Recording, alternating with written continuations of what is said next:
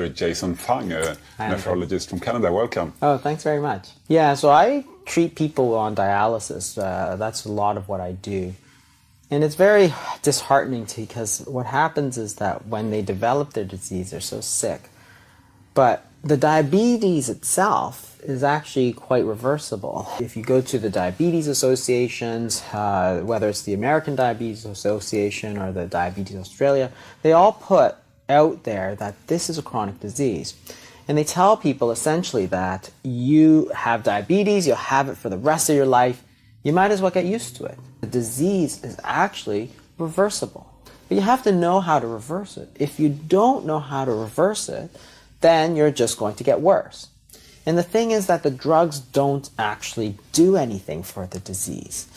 And this is also not controversial because the thing is that type 2 diabetes is a disease of too much insulin resistance. And that's not controversial. Everybody acknowledges that, right?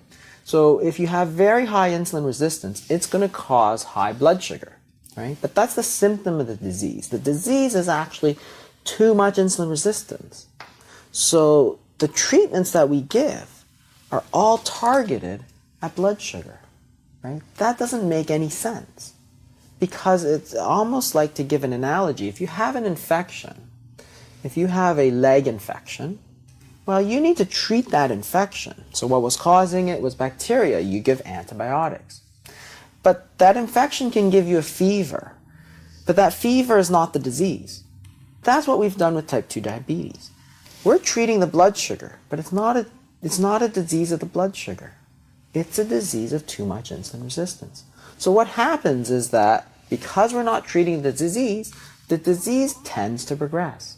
Then the answer is to get that sugar out, get it down. So the first thing you need to do is cut out all the sugar, cut out a lot of these refined carbohydrates, which are just sugar. So the breads and the pastas, right? So they're all chains of sugar. That's all carbohydrates are, chains of sugar. As you eat them, they get broken down into sugar. So if you have too much sugar, if diabetes is essentially too much sugar, you got to stop taking sugar. Otherwise, you're going to make it worse. So that's probably the first thing. You can do more exercise, try and burn it off. And the other thing that you can do is try to do something more extreme, such as fasting, for instance. So fasting is actually the most efficient and the most effective way to lower insulin. There's really no drug that does it. There are actually two, but they're not very effective to lower insulin. But if you understand that the disease is too much sugar, too much insulin, then you got to say, well, if it's too much sugar, too much insulin, let's get rid of the sugar, let's get the insulin down. How am I going to do that, right?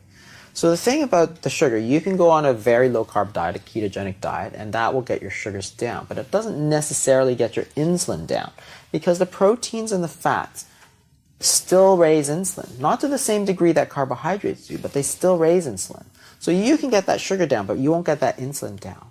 So you can actually put people on various periods of fasting because you're not taking anything. It's not simply low carb, it's low protein and low fat, right? It's nothing at all. So think about what's going to happen here. The body is not going to have anything coming in. So what it's going to happen is it's going to start burning that sugar.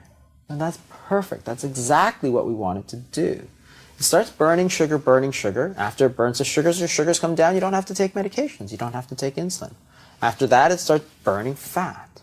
And that's perfect. That's exactly what we want to do.